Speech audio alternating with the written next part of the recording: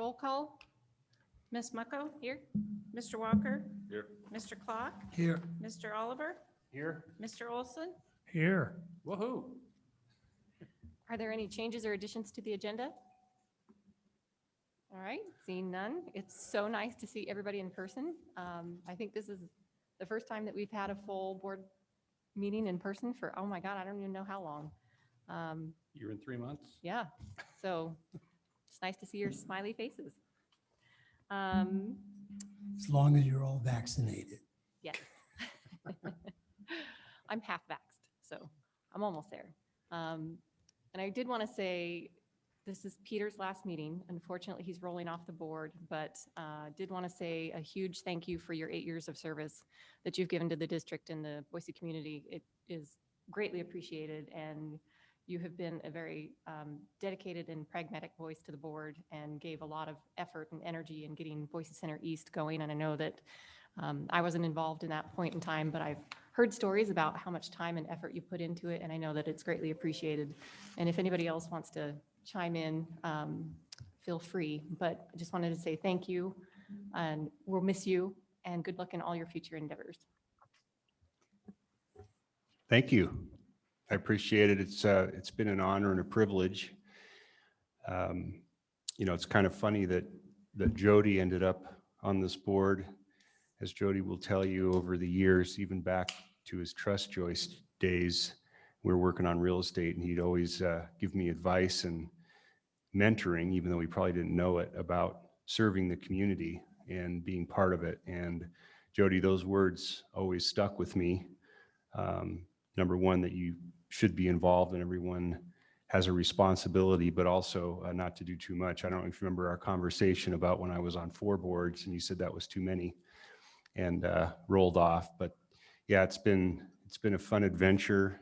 Hi, and Jim, you know, doing Boise Center East and being down 14-0 late in the 4th quarter and going in front of the Supreme Court. Probably won't happen again to me in my lifetime, but those were exciting times with a lot of chips on the table. I also just wanted to thank Pat and just an amazing leader that he is, and just over this 8 years, spending time together, working together, his leadership and his whole team. You know, most people, goes without saying, don't understand still what the district is and does, but what this organization contributes to our community, not only financially, but just from a community building standpoint, it's immeasurable. And so I've been very proud and thankful to play a small part, and appreciate the opportunity, and just wish everybody the best. And based on last month's numbers, things are rebounding nicely, and we'll probably have too much demand very quickly. So here's to the next stretch of time. Thank you. Thank you. Well, just as evidence of how important I think you are, I'm out of the house, away from the baby, in real clothes. So that's how much I think of you. Thank you. Peter, I only showed up today because of you. Thank you too, Hi. It's been a fun journey, right? Same for me. That's why I showed up, Peter. It's been too long, so. Thank you, Jim. And I just want to say, you talk about mentoring. You're mentoring me on this board. You've forgotten more than I know about downtown development. Can't imagine how it would have happened without you. And we've got your number. You're not going anywhere. Yep, you do. And it's, as I told Pat, it's available, and it's all about teamwork. And the board is in great shape, and with Chase coming in, you're going to really enjoy him. He's very knowledgeable, and I enjoy him. I'm doing a deal with him right now, so he'll be a great addition. And if you ever get the itch, the door is always open. Feel free to come hang out. Thank you. All right, with that, I look to approve the work session minutes from March 23rd. I believe that was just an oversight at our last meeting. So Move approval. do you have a second? Second. All those in favor? Aye. Aye. Great. I'd also look to approve the work session minutes from last time, April 20. So moved. Do I have a second?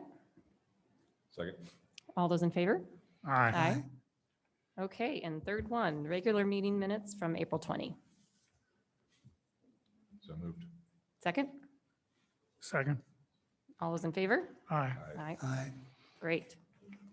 Okay, on to the monthly activity and financial report. Pat and Anne Marie.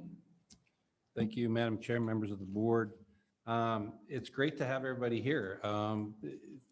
Excited to actually get everybody face to face after, like I said, a year and a couple of months. So this is really an exciting day, I think, for all of us. Boise Center is open. We followed the Central District Health guidelines opening up. We still have the option to our clients if they'd like to have masks, if they'd still like to have thermal imaging cameras. Some, particularly those that are coming up this week, have preferred to stay with the protocols. And so we're following the guests' direction on their meetings. There's already several who have already sort of been celebrating already that they just can't wait to get together. So it's nice to be following this. My thanks to Peter. Put some things on a card. I'll let that speak to it. I want to speak to the board and thank you all for your support over the last year in being able to maintain our retention of employees. I can't tell you how much it meant to the team, but now that we're coming out of COVID, and this is something that I talked about even last fall when we started to get busy, and then we shut down for those few months, and now that particularly that Central District Health CDC guidelines have broadened, we are absolutely getting busy. And I think it's reflective of, April, we had a large dance and cheer group, and I've talked about already. We had 2 other groups in the last couple of weeks of 350 each. Very, very successful. We've had some smaller meetings now that are picking up. And without the support of the board and without us being able to support our team over the last year, we could never do this. If you see the news and you talk to people in the constituency about trying to find employees right now, particularly in the hospitality business, but across all industries, finding employees right now is the biggest challenge. Some businesses actually have shrunk hours because they can't find staff. I can tell you that because of the efforts made over the last year, we're still not totally there. It's taken some all hands on deck cooperation from the entire team, of which everyone has stepped up. But we have employees who are looking forward to coming back to work with us. They've answered the phone, and in fact, we have several coming back June 1st full time. June, July are busy months, but from August through the end of the year, barring any unforeseen craziness, they're going to be records. They're going to be record months. So we're looking forward to it. I think it's going to be a great year. We have a solid employment base that puts us far and above most other people in our industry. And as a region goes, Boise Center is probably the #1 facility in the Northwest right now that's operating. Washington, Oregon, California are still closed down or struggling. Montana is just starting to come together. So again, I can't tell you what it means to us that we're here and we're carrying forward the challenges in front of us, and I'm excited about it. So thank you to the board. Had a meeting with Opera Idaho representatives, and they've asked to be on the July agenda, just giving you a heads up on that, just letting you know it's going to happen. They're interested. They have some projects that they've been working on that they'd like to share with the board. Asking the board to please make sure you check the website, check the emails about the changes in several board meetings for the remainder of the year. There are several dates that changed. So just please make sure that you've noted that. Travel by our sales managers has resumed. And quite frankly, Kay was in Louisville last month, and it was an appointment-based show. And she said that she had, I believe, 28 appointments, and she's been doing this for several years. All 28 appointments showed up, and she said it's a first. And of the comments about Boise, the fact that we have enjoyed a very calm relatively speaking, year and a half, Boise is on the top of several meeting planners lists because of that fact that we have had a calm environment. And not only that, Boise speaks for itself, and the team has done a great job in selling it, and we're seeing more and more contracts. I'll speak to this in a few minutes, but the rest of the team has traveled over last month. We've got 3 sales managers traveling in the next 2 weeks. So again, they are working very, very hard on all of our behalf to make sure that we're out on the forefront of these meeting planners as things come back. Economic impact in April was 1.3 million. And I think that's significant to pass on. The numbers are getting better, and you'll see that as we go through the report. We're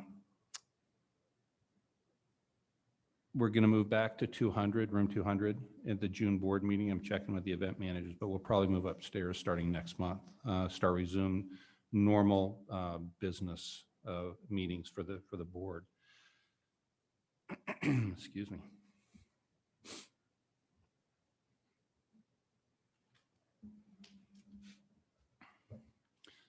Again, just a reminder that we are GBAC accredited, and we are going to maintain all of our current standards to maintain the accreditation.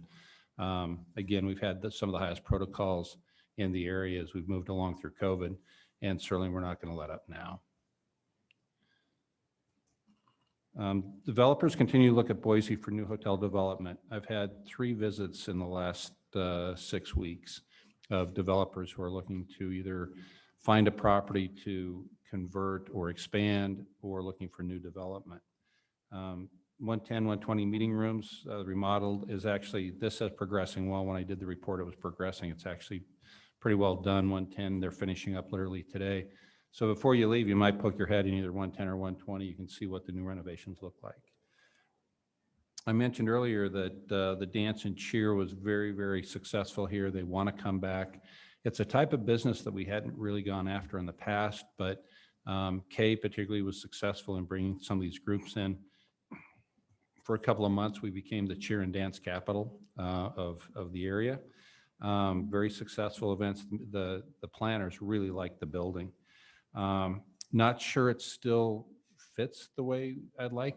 This is where the multi-purpose indoor sports facility would really come in handy. But again, very successful. Hostage negotiators were in 2 weeks ago, 350 people.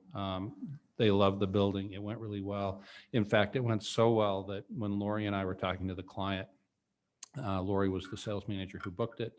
And they actually are booking more meetings now in the future because they like the facility. The staff did a tremendous job.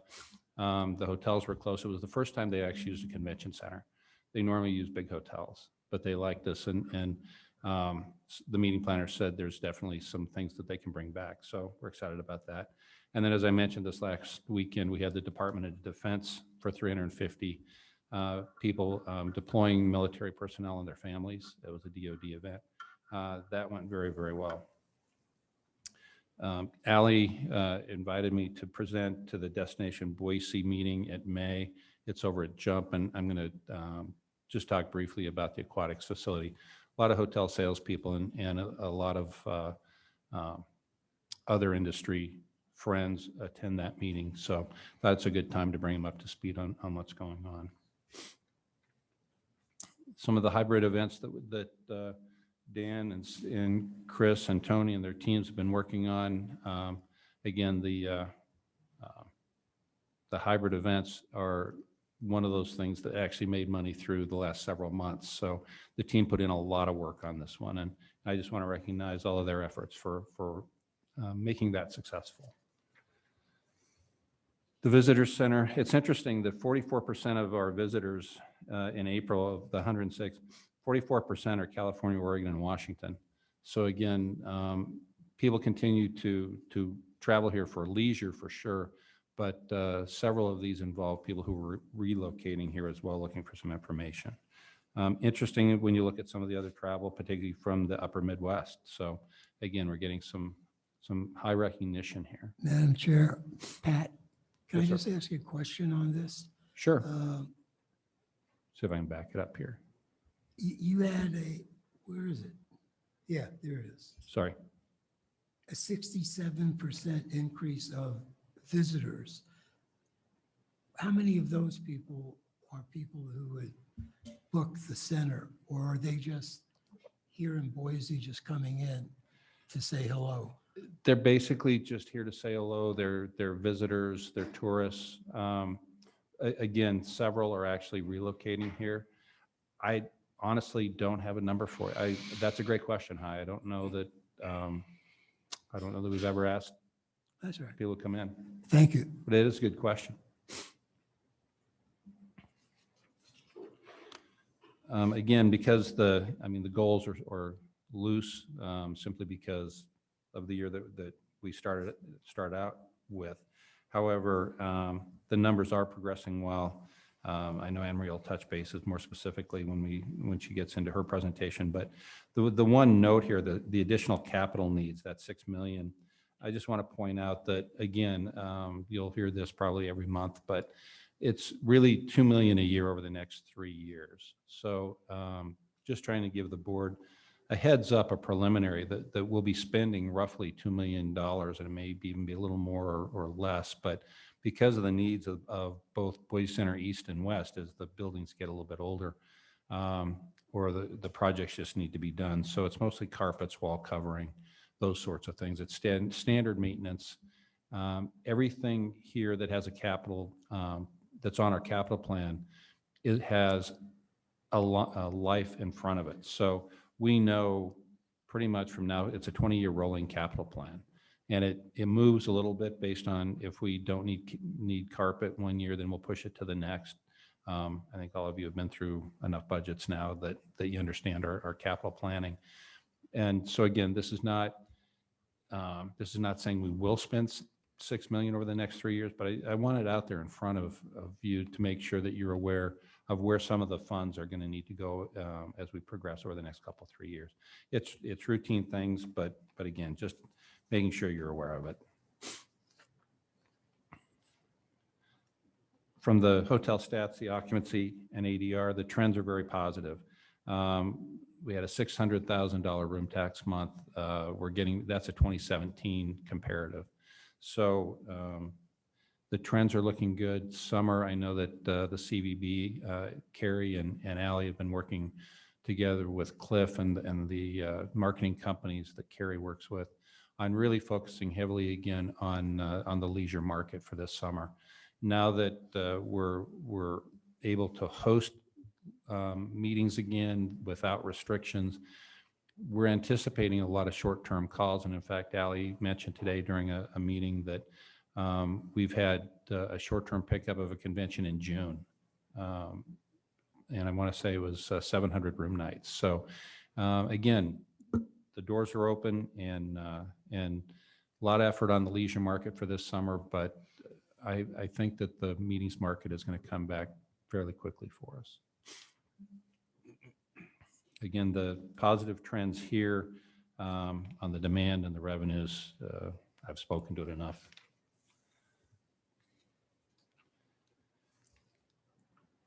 Talking about a couple of other April highlights, definite events grew by 16 to 108. The room nights generated were 460. So again, the team is doing a great job. A couple of the commitments that we've had, the Collaborative Family Healthcare Association confirmed for October, over 900 room nights, 30,000 in food and beverage. American Association for State and Local History. The RFP is out for September 2023 and 25. And as I mentioned, 31 leads were received, the most recorded since COVID. So we're definitely in the right place at the right time. Just another indicator of the convention breakdown. A couple of activities that have been fun and successful. The first one was the Wedding Expo that the sales team participated in at Boise Center booth down at Idaho Expo, or at Expo Idaho, sorry. And then April 20th was the Boise Meeting Pros. And we hosted that event, and they were all meeting planners. Some had used us before, others were brand new. Ally and I had the chance to give a welcome. And, you know, if you notice how they're seated at the tables there, they couldn't wait to get together. So again, the meeting planners are very, very anxious to see people as well. This was a virtual FAM that the CVB and the sales team put together with the Bass Block Talaya Wine Company as well. There were 52 participants in this, and Ally is great with a microphone, and the entire group did an outstanding job. So again, these meeting planners were all from, well, some were from local, but most of them were from out of town as well. So with that, I will turn it over to our newest grandmother. Thank you, Pat. Okay, next slide, please. So as Pat had indicated, Boise Center had a good month in revenues, which has resulted, and you can see here that overall the organization continues to run with losses under budget. Next slide. You can hear with the Boise Center with the tax revenues, our tax revenues were $605,000 for the month, which was the prior month was $403,000. So as Pat's indicated, with the leisure market and at spring break, we're continuing to see tax revenues increase. They were 74% of prior March and 90% of 2019. So those to me are very positive numbers that we're able to rebound this quickly. Next slide, please. Again, talking about positive trends in the financial highlights for the Boise Center.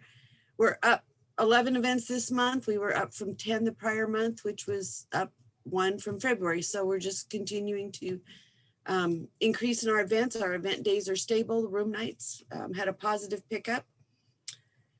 Day visits more than doubled. As you can see, our utilizations is stable. Revenues increased by 44,000 from the prior month. It comes just more activity, more room nights, more room rental AV operations. And our EBITDA loss is stable, and our net loss was less than budget by 40,000. Year to date, we continue to do well. Our gross profits over budget, loss is over budget, but we catch up with it by controlling our SG&A expenses. So we end up just about even at the end of on the bottom line. Next slide. Here's our square foot utilization. You can see April has, it's the black line here. April has trended up, and as Pat indicates, then we go into forecast for the rest of the months, and you can see we're getting into that. August is obviously, and even every month is higher than last year, but you can see August is higher than any prior year on the chart. September, the same way. October, November, we're all just headed in the right and positive direction. Next slide, please. Operating revenue is the yellow line here, and then we've again added the forecast into it, and you can see that we're starting to trend upward, and we've got by the fourth quarter we're ending up not at our highest levels, but certainly in the lower end of the range and above budget. So, next slide. This again is just the road to recovery. Not much has changed in this slide other than that the CDC has said that Americans can stop wearing masks. They've lifted the mask requirements at the state level and at the city level. And when you're out and about, you notice that people are more active, it appears to me, and just economically, things are cooking. Next slide, please. We're going to kick. And we're going to skip over these. These just talk about the, yep. So that is, and next slide, I think. And Pat, as Pat had indicated, we had some upcoming board meetings. And so these are the new dates. I will be putting this in each executive director report from now on. So if you're wondering, here's a good place for you to go look. Any questions? Comments?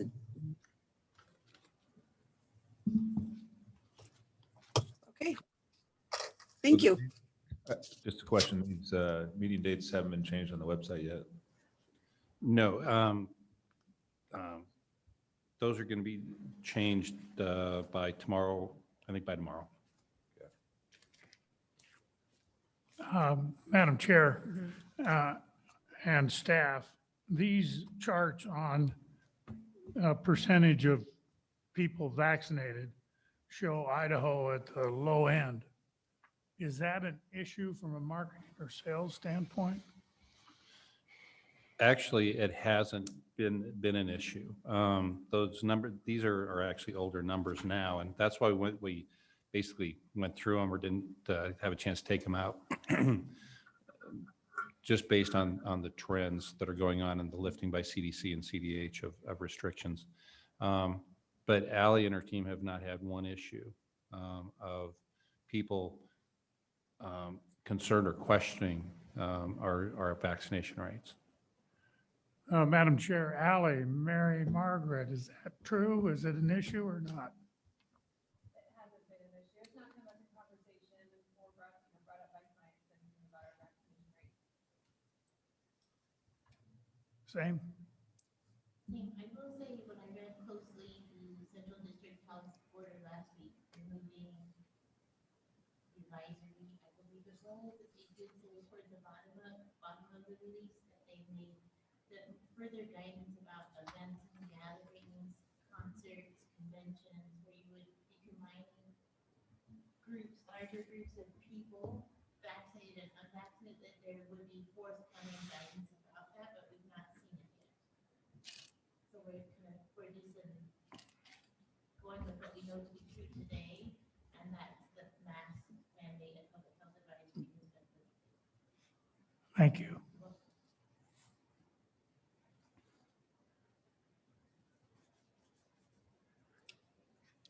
Any other questions? All right, seeing none, I'd entertain a motion to approve the monthly activity and financial report. So moved. Second, Second. all those in favor? Aye. Aye. Any opposed? All right, approved. Okay, on to other business.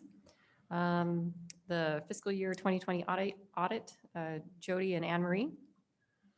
Thank you, Madam Chair. Hopefully, everybody, I know all the board members have a bound copy of the audit report, and I think we have a few extra. I see Don Day out there. Press, did you get a copy of the audit report? Give you a thumbs up. Okay. Yeah, because obviously, everything we just talked about, we're looking forward, but we have an obligation to our bondholders and our other constituents to complete a certified audit every year in a timely manner, which we've done. And this is a different year.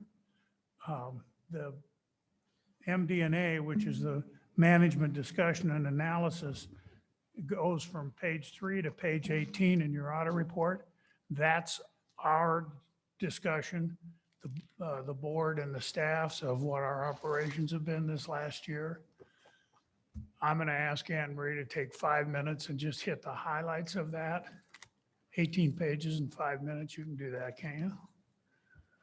And then Rachel Pulliam is here. Pages 1 and 2 of the audit report are her opinion. So if she could comment on what's included in that opinion and any other items on the financials, that would be our audit report. All right, Anne Marie. Thank you, Jody. First of all, I would like to thank Rachel. Anne Marie, why don't you start with our bonds being, our bond rating reduced? Am I surprising you with that question? Okay. No, you're fine. So this year we did go through a bond rating decrease, and that is explained in our financials, and I will cover that towards the end as I go through. I just want to go through some of the charts and the graphs in the of the MD&A and explain the message that we're presenting through the MD&A. And then I'll talk about that as well.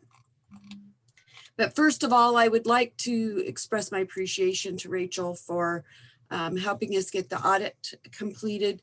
I know this has been a difficult time for everyone, as Pat has alluded to. We're not the only ones that are having difficulty finding staff to help get the work done. And Rachel has done a yeoman's effort the last week to help us meet our bond requirements. And I want to thank her for her efforts.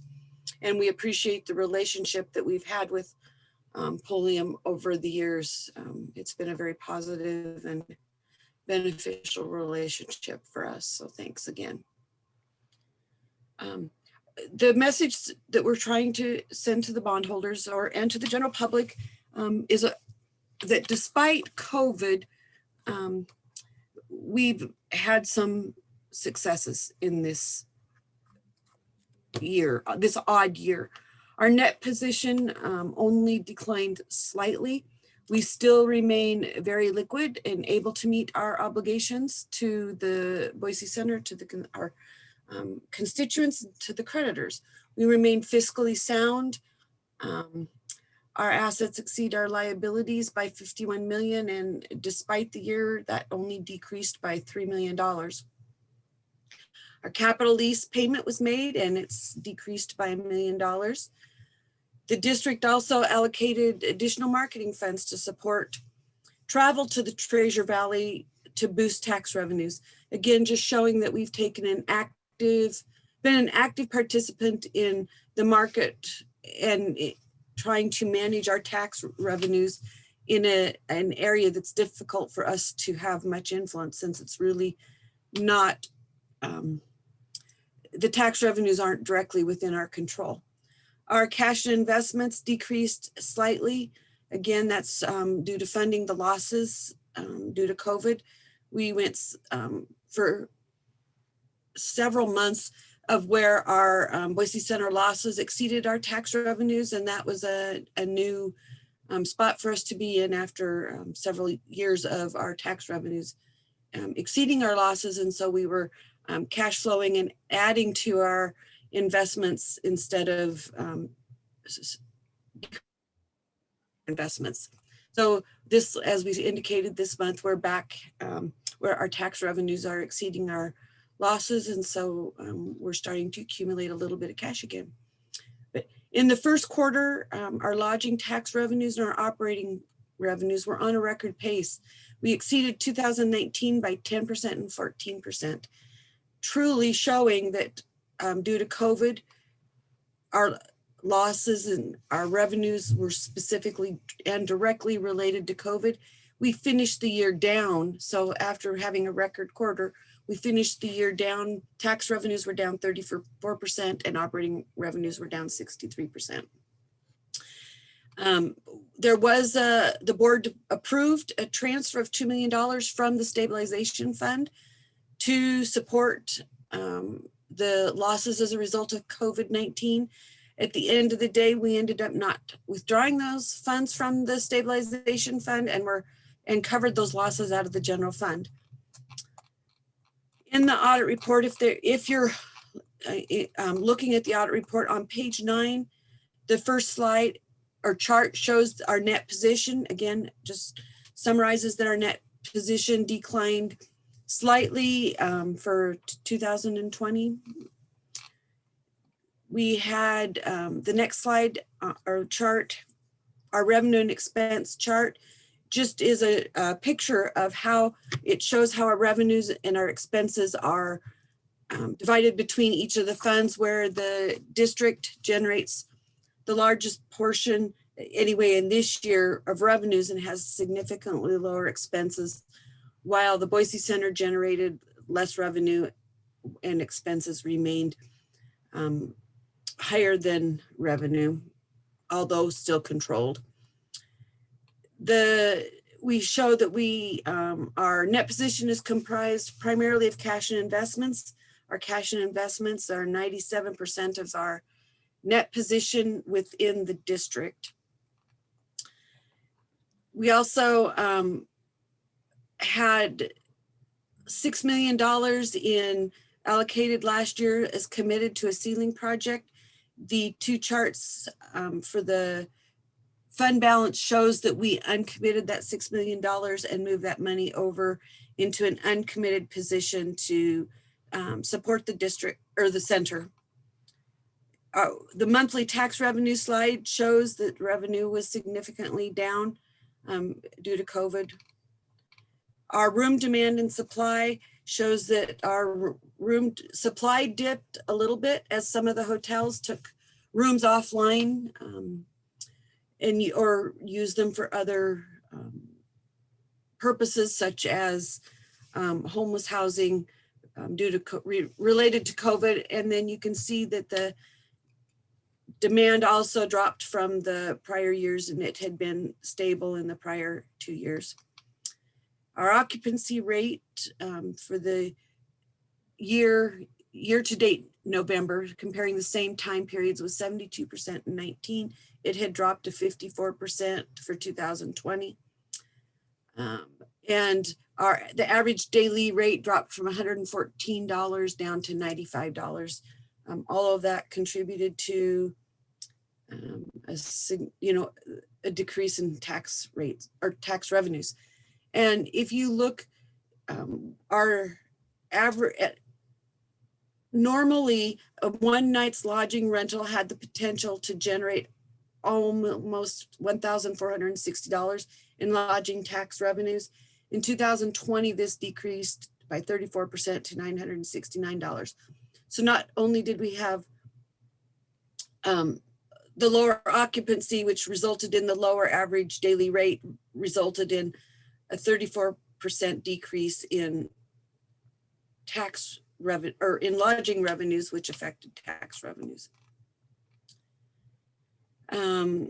There's a chart on page 13. Again, this just shows the impact of where we were at in the first 3 months of 19 and 20, and then how we finished the year.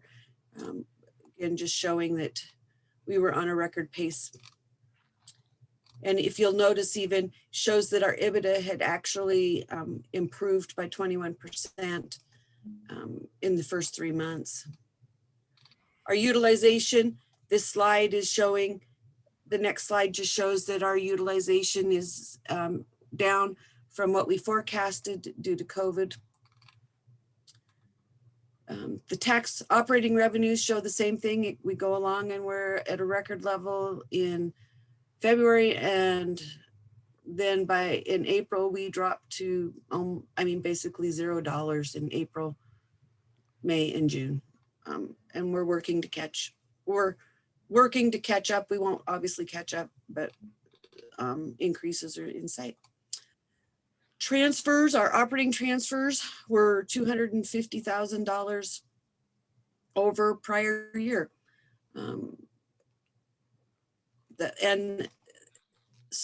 How we compensated for that, our proprietary fund capital was lower to fund our operating transfers, which resulted in the not needing to go to the stabilization fund to cover those losses.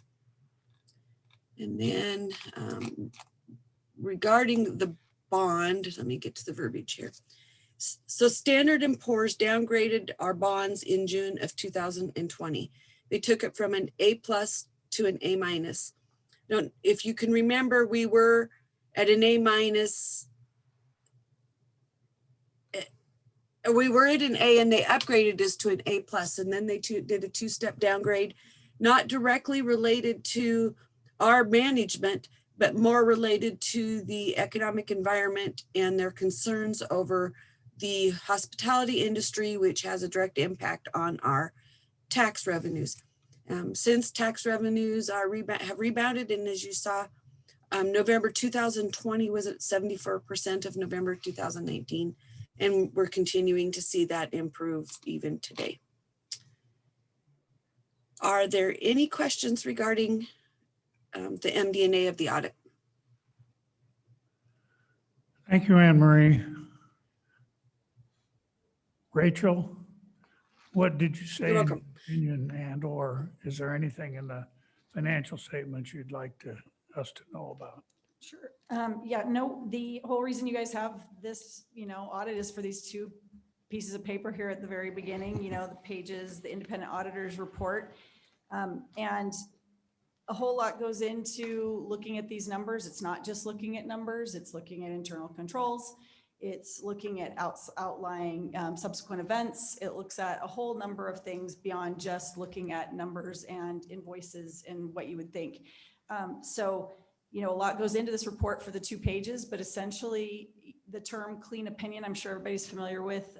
We have an unmodified opinion. We didn't have to modify it for any reasons. There are, some differences in governmental accounting that create extra things that have to be included in the financial statements. One is the management's discussion and analysis that comes directly from you guys. All of that hard work that, Emery and Pat put into that is just a labor of love for them. And it goes directly in there without, I go through and make sure that the numbers jive with what we have, but that's your voice. And that second part is your numbers, your financial statements, just our format. And we go through and make sure that all makes sense. And your management and audit committee are very highly involved in helping us go through that. And then the last part that we have is we have a budgetary schedule that we have to put in there. And then we also have an internal control letter that has to go in there, and that's at the very back. And that would indicate if we'd had any issues trying to get data, whether we thought that there was a major hole in any sort of, segregation of duties or anything like that.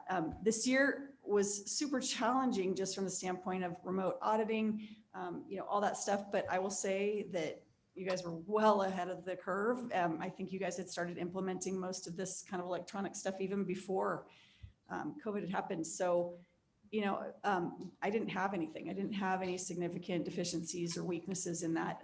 The internal controls related to the invoicing and getting things approved and all of that was seamless. So you guys did a fantastic job with that. Piece of it. So those are really the required things that are in there. And I did not have anything that would create this to be an unmodified opinion whatsoever.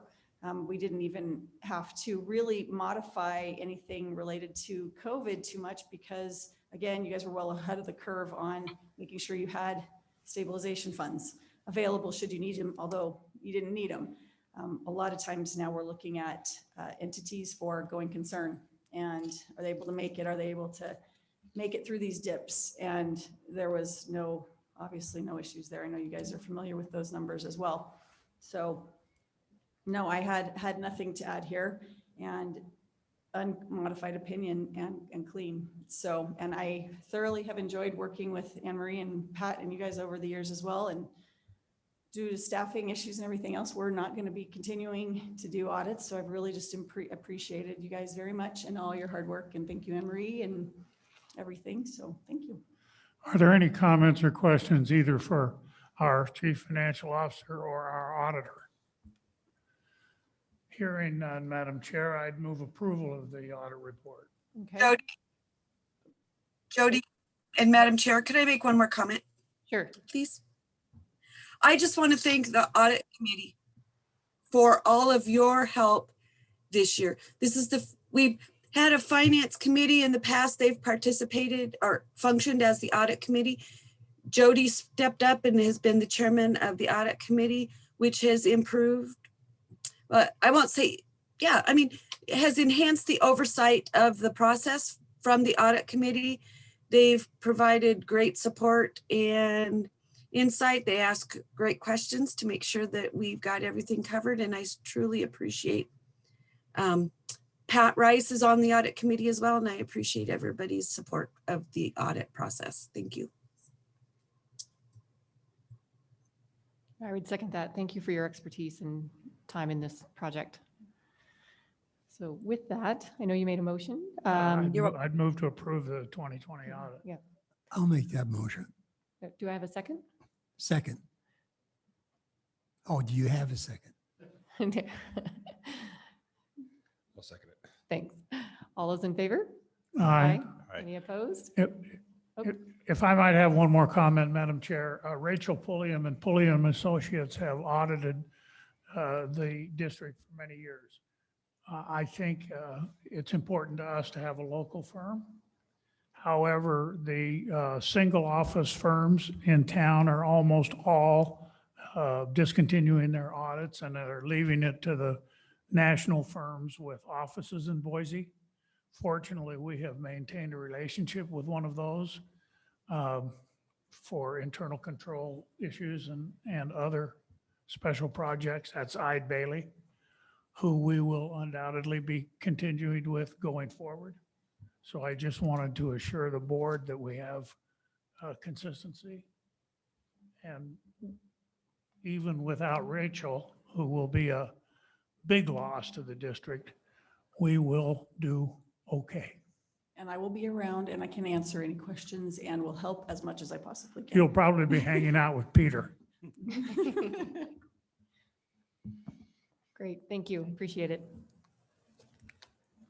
All right, on to the legislative update. Pat, do you want to? Thank you, Madam Chair, members of the board. As you all know, from the past, we always try to have our lobbyists come and do a quick wrap up of how the session went. John Sheldon is here on behalf of Sullivan and Rehberger to share comments and about this past legislative session. So with that, John.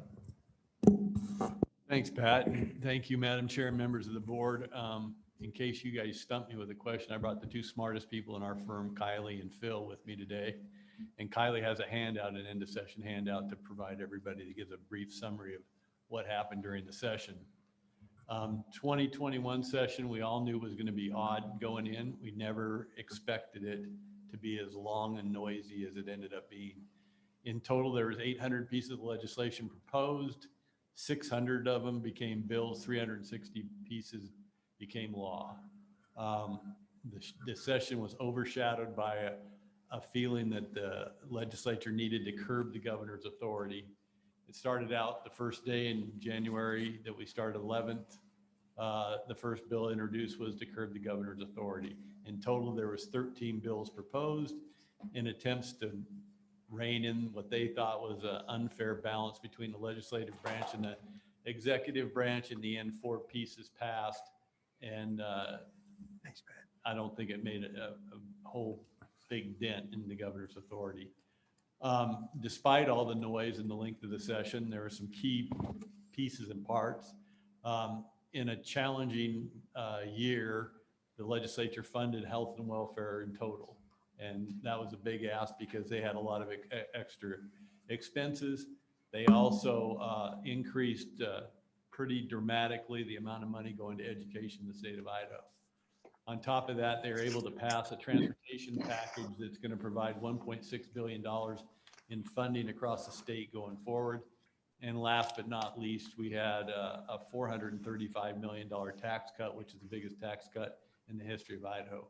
There was also an effort to work on property taxes. There was a bill passed in the last hours of the session that made some minor dents in property taxes, increased the homeowner's exemption, played with the circuit breaker a little bit, increased the level on personal property tax, level of eligibility up to 200,000, capped the growth rate at 8%, and then it changed the qualifications for how property under development is looked at. So all in all, I think it was a good session despite all the noise and ugliness. I think Idaho got some good bills passed, and I'd be happy to try and answer any questions. Sure. I have one, Madam Chair. Caldwell's decision to pause new development. Do you expect that to happen in other cities and counties? And does it have any effect on on us? That's a great question, because that bill, I don't think is fully understood by everybody. It'll be interesting to see what municipalities, they all got to make their own decision on how that bill affects them. Meridian, a month before that, when the bill was being considered, postponed approving any more developments in the city of Meridian till they had a better understanding of what the legislature was going to do. I think that's where Caldwell is right now. I don't know that for sure, but I think development will continue. It might just continue at a slower pace. But time will tell. Madam But Chair. you don't see any effect on us, I directly. don't see any effect on the district. Thank you. Madam Chair, John, I just have a question about the portion of the property tax that relates to CCDC and as I understand it, the current redevelopment districts, urban rural districts are not impacted by it, but any new ones will have the incremental increase to the assessed value that occurs during the life of those new districts. When they sunset, it's down to 80% that the city will recoup. Is that That's my understanding, but let me take a look at that again and get back with you with a more informed answer. okay? I'm not completely confident of that. It was one of the last bills passed and it was passed in a hurry, so we haven't got our arms completely around it. And it takes effect on July 1st? I think so. Thank you.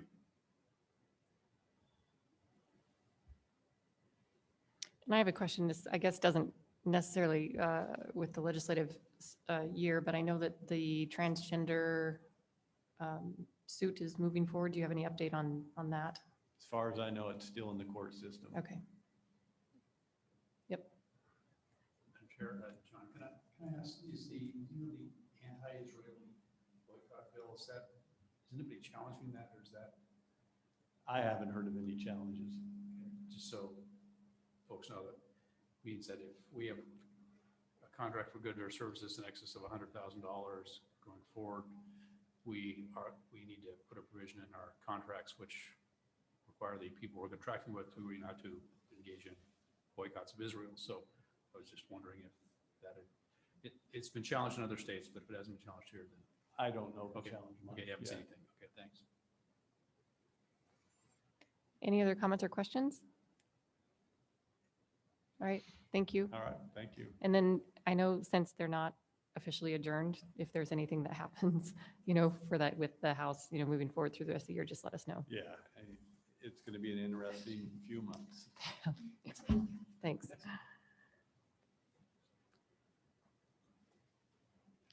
All right, Pat, on to CSL report. Tony, is Bill Kruger still on? Yes, I'm still here. Oh, great, Bill, thanks. You on too. Oh, there you are. I'd like to introduce Bill Kruger from Convention Sports and Leisure. CSL has been a partner of ours since the 1990s in doing research up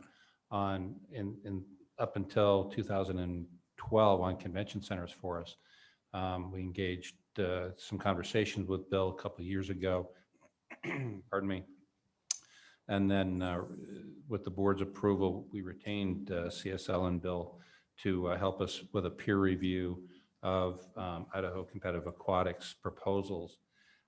It's the district's goal to do their own due diligence, verifying information, and Bill has been working on this for us. Due to COVID and communication from some other facilities or delays in getting information, we don't have a formal report today, but I'll let Bill speak to that, but we should have it in the next week or two. So Bill, I'll turn it over to you. Thank you, Pat. Good afternoon, Madam Chair, members of the board. It's great to be here virtually, talk through what we're working on and how things are coming. As Pat mentioned, this engagement that we're approved for right now relates to more of a peer review. So CSL, as Pat mentioned, has done a number of engagements related to the Boise Center. Within Boise for many years. We've been around as a firm for 30 years. I've been with the company for 26 years at this point. So we work with clients throughout the entire country on both public sector clients and private sector clients with anything related to sports and recreation facilities, convention facilities, any type of event facility or sports and recreation or hospitality facilities. And so we get involved with the planning work associated with those. Much of our work is feasibility studies. So this first engagement, though, that we're working on right now is more of a peer review. So it's collecting the information and the business plan and the proposal provided by ICA and Ryan Stratton and the rest of his associates to take a look at the key assumptions that were provided within the projections, the key terms of the business proposal and the business case, and to look at other comparable projects around the country to see if we can learn anything and to kind of use those to test some of the assumptions and some of the projections. We've done a number of aquatic center facilities. I just wrapped up a study just last week, frankly, with another one in Virginia, an aquatic center facility. And so we've got lots of late breaking data that we can kind of rely on to inform us as we're looking at the proposal to come up with some comments. So as Pat mentioned, it has been a little bit challenging coming to the finish line here in terms of collecting some of the last bits of data that we really feel would be important. But we're very close. I've basically formed 95% of my opinion right now, and I can share a little bit of those thoughts right now verbally. The draft document, I'm prepared to deliver that at the end of this week, actually. So by Friday evening, I should have that draft, and I can deliver that to Pat, and I'm sure that he can share with the board at that time, and he can review. And I'd be happy to follow up with another meeting like this to answer any questions that you might have and items of that nature. So I did have a chance to speak to Ryan Stratton with ICA yesterday, kind of as we got through the vast majority of our research and consideration of their proposal and their assumptions. And so I had some questions just for clarification with Ryan and yesterday. And what I can say at this point in time, I really don't see any significant red flags in the ICA proposal or in the assumptions they used or anything that would cause major concern at this point in time with the district's participation or the city's participation under a public-private arrangement to help execute this aquatic center complex. I think that, you know, from a comparative standpoint, in terms of a transaction like this around the country, most of them are led by the public sector. So the public sector dollars, the city or a county or a district would be funding the vast majority of projects like this. So from a comparative project standpoint, you've got a situation where the private sector is going to be delivering a significant asset for the community in terms of economic impact, hotel room nights, public good, public use in terms of lessons and pool availability.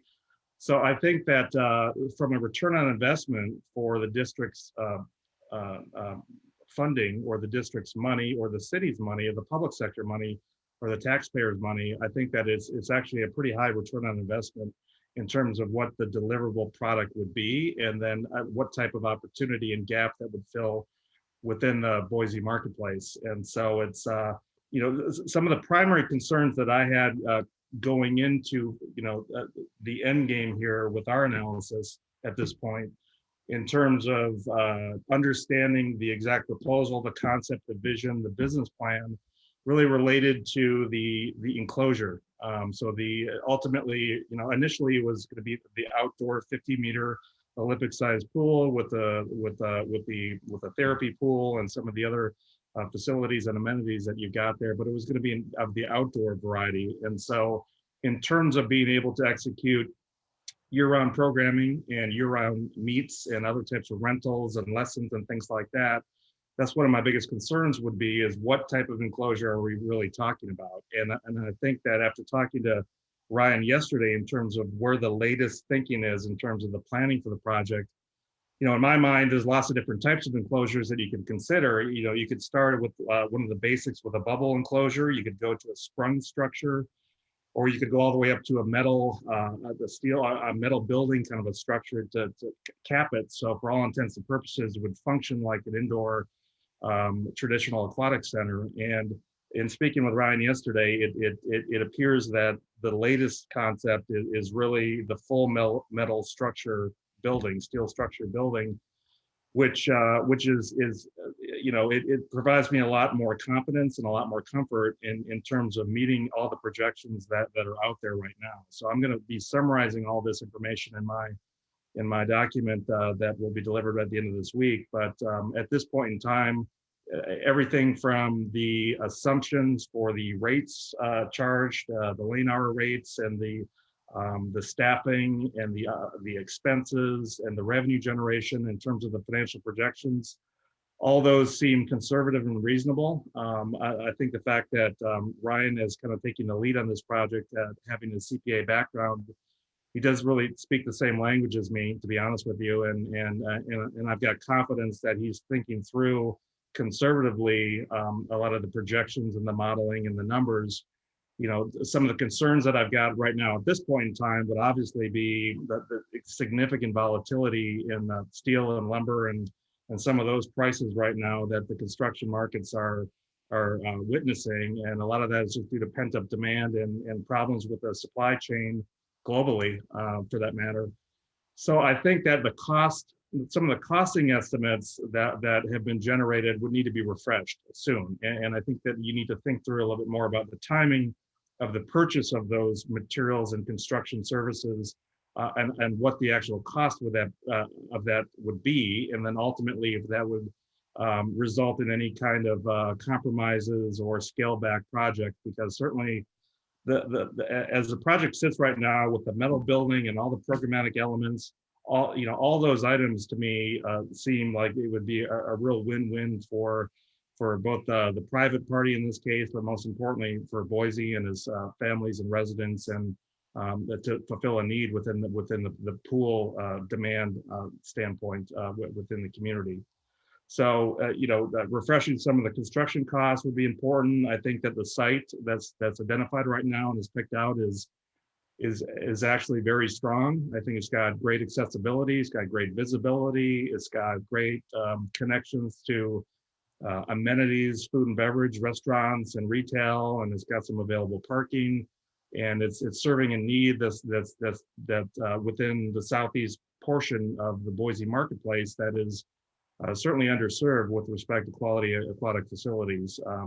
So overall, I guess just in summary, again, there aren't any red flags at this point right now. We'll have our final conclusions delivered by the end of this week in a summary letter format. We're certainly available if you want to dig deeper into the research and do more of a formal market study. That's something that we could scale up and ramp up to immediately if you'd like to take a deeper dive into projections. But at the very least right now, I think that things are going in the right direction. And from a comparative standpoint, I like what I'm seeing in terms of all the business case and the return on investment opportunity.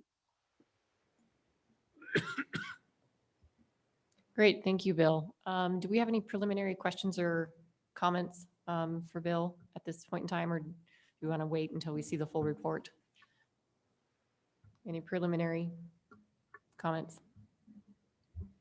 Okay. Bill, I think we'll just kind of wait to see your final report and go from there, and we'll let you know if we want to set up a special meeting to review that and dig in deeper moving forward. So with that, I don't think that we have any action on that today. So we'll just wait to see your report and appreciate your initial comments on it. Thank you. Thank you very much. Okay. Pat, anything else that you want to talk about with CSL? No, I think that summary, I think from my own perspective and having worked with CSL many times in the past, they are thorough. I think that his initial report is encouraging. And I think it says that Ryan and his group did a very good job in their due diligence presentation. And certainly we're not overly optimistic on things. In fact, I think as Bill indicated, they potentially could be very conservative. So I appreciate Ryan's and his team's effort on that, and certainly appreciate Bill's work. Great, thanks. So just let us know when it comes in, and we'll set up a process to review that and discuss. Okay, on to item D, Idaho Competitive Aquatics. Ryan, Aaron's group? Ryan is here and welcome to come up.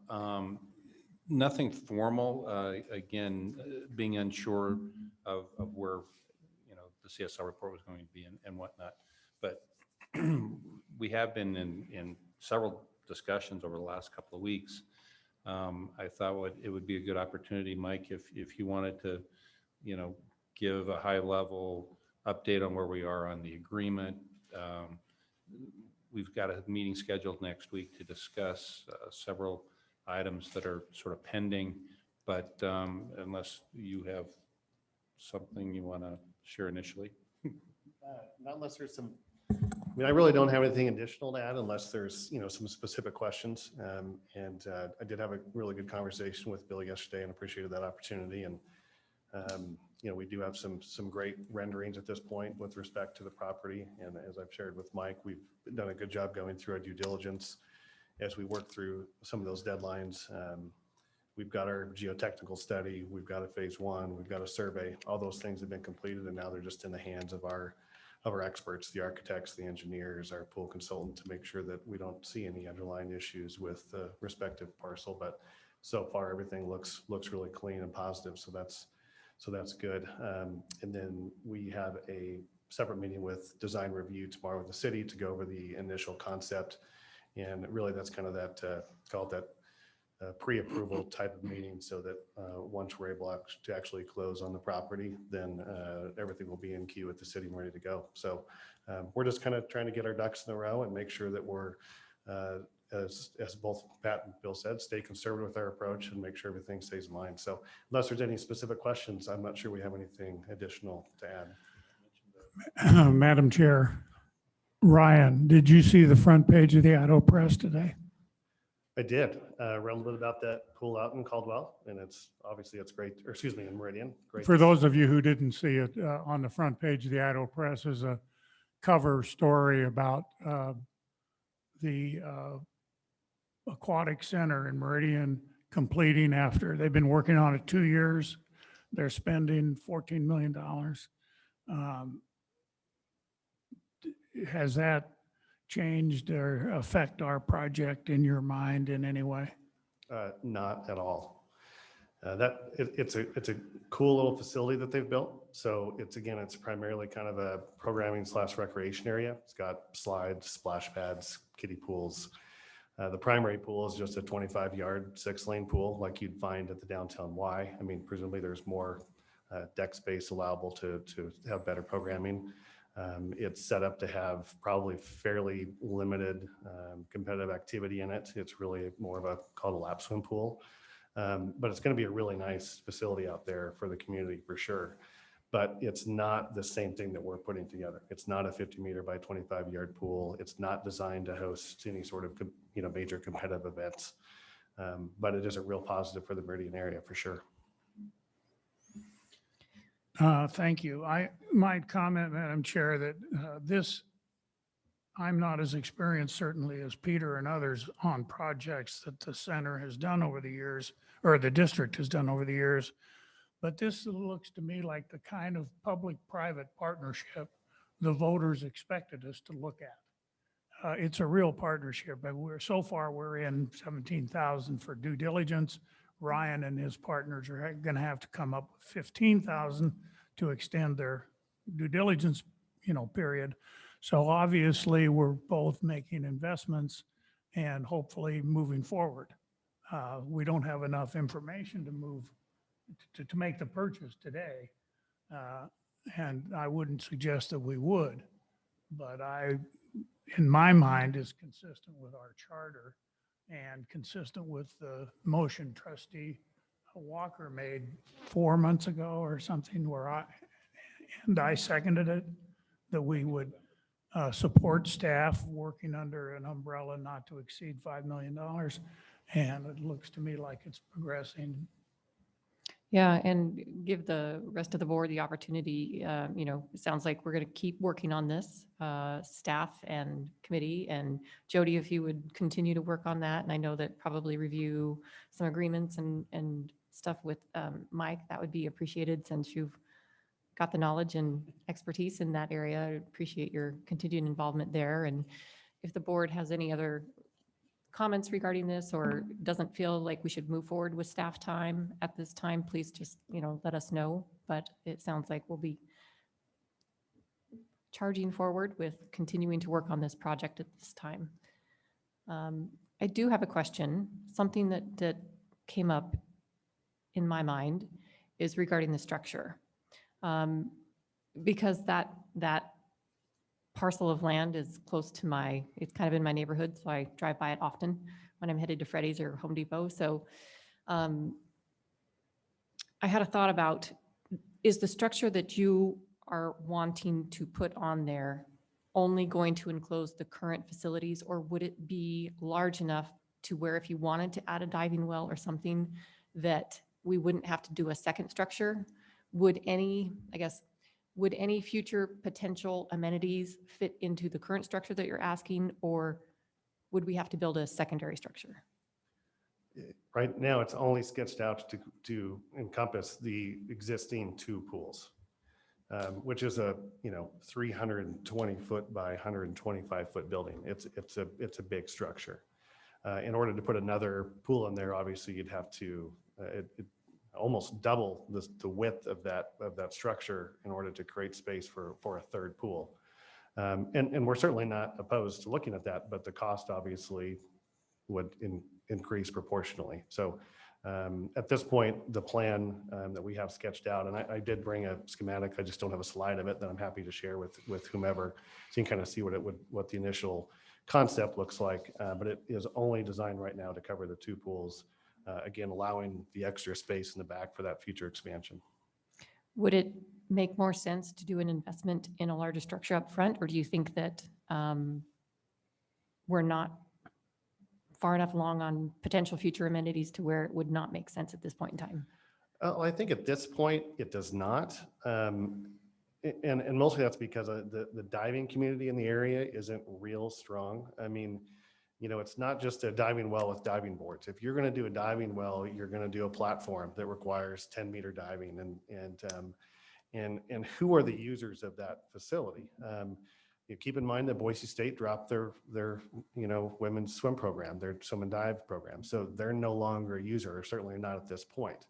The other dive club that existed essentially closed up shop at the onset of COVID when the Y had to restrict their usage. And so at this point, there isn't a diving community out there that could support it. And that's really why we hadn't considered it initially, as we were really looking at which parts of the community need the space and will be utilized to make sure that operationally we'd be successful. Our concern, of course, would be having a larger building and a third pool that largely goes unused. Where does that stand from an operational standpoint? Obviously, the added cost to not only add the pool, but the capital that would require to build a pool and the capital to be required to put that structure on. One concept we have talked about, because we do have a very active water polo group that will be coming in, is if we added a third pool, then you make that pool adequate size-wise, which would be typically a little bit larger than your normal dive well, that it could host a regulation water polo game, for example. So you end up with 3 pools that could potentially be used for a larger water polo tournament. So there's options available that might make it useful, but I'm not sure it pencils yet at this point without some indication that the diving community could support it. Okay, so more of a wait and see what the demand would be for any sort of future amenity, Yeah. and then go from there. And I believe so. And I think, without, again, getting too far ahead of my skis, I mean, we've got some meetings set up with some people at Boise State that would like to see swimming and diving get returned. And if we see progress in that, and there seems to be interest from multiple parties to see that go forward, then it might be something that we need to revisit. Okay, and in this type of structure that you're discussing, is it easy to add another structure that would have like a breezeway or some sort of access point from the current structure? Oh yeah, I think so. And really what we've designed is the ability for this building to open up on all sides, not only from a garage door standpoint, but actually full 30-foot width hangar doors. And so it really will look, certainly in the summertime, like you're in an outdoor pool. And so, being able to remove one of those panels and have breezeways into, an adjacent building that you might build up next to it, I think would be a pretty easy accommodation. Okay, all right, thanks. Yeah. And real quick, while I have the mic, I wanted to, Pat kind of pointed out, we did do a kind of a canvassing of the neighborhood. And Nick Aggiano went and successfully met with a manager or owner of every single adjacent property, which I think was at least 25 businesses. And we invited them here for kind of a Q&A session yesterday that was not well attended. But we had the conversations with them, nothing but positive feedback, a lot of excitement to see something coming in that will drive business there. So that was a real positive exercise for us. Okay, good to hear. Any other questions for Ryan's group at this time? Comments? Okay, all right. Well, Mike, did you have something that you wanted to? Well, thanks, Madam Chair, for letting us draft Jody to work on this, hopefully not against his will, but, and I think that, our goal after having talked with Pat and whatnot is to, once we have the CSL report is being able to, CSL, is that the right acronym? The right initials? CSL report is to be able to, come back to the board with a complete packet, not only effectively presuming their blessing, and the lease agreement and everything that's going to go along with it, and as much details we can have in terms of costs. So I think that's certainly the goal that we'll be working toward, and we'll be addressing kind of all the issues that the board has touched on over the last few months in terms of rental, ownership, operation, et cetera. And obviously the real key is ensuring that, as Jody mentioned, this is it's effectively a public-private partnership. We've got to ensure that we're going to meet all of our statutory requirements. And so that's the, kind of the real key here is to make certain that we mesh all that together properly, and the board's got that all the material to consider at that time in order they can make their final decision. Great. Thank you. I appreciate you working on that. I did have something else, and it's more of like just logistics from my background. The access for vehicle traffic, do you have an in and an out, or is it just one in and out? Do you have so I'm thinking like charter buses or people that are dropping off, in order to expedite traffic flow through that area. Sure. Do you have? It's currently set up as called a loop, right? So that, yes, it's a drop off, loop around, loop out. I believe it's a single entrance exit, but the design of the lot is to loop with a key drop off point. And one of the things that we had talked about in kind of our initial meeting with the city was limiting that amount of parking on site, which the city was in favor of, just to reduce pavement. And so we're working on shared parking arrangements across the street, as well as some bare land up the street that has expressed some willingness to do some shared parking with us in the case of an event. But in terms of day-to-day use, we've got what we think is adequate parking, and then a single entry exit standpoint with a loop. So hopefully that drop-off process will be fairly seamless. Okay, yeah, because I was just thinking school buses, charter buses, being able to have access to that, and especially since you'd be recruiting high school teams for part of your programming and master swimming, things like that. So at least you're considering it. So We're trying. that's good. Okay. Any other questions or comments at this time? All right, so no action today. We'll continue the conversation, continue working on things, and we'll see you at a future meeting. Sounds good. I, again, really appreciate everyone's time and work and effort on this, and it's been a fun exercise to work with everyone. So thank you. Great, thanks. All right, I don't see any other business before the board, so I would entertain a motion to adjourn. Happy to make that motion. Do I have a second? Second. All those in favor? Aye. Aye.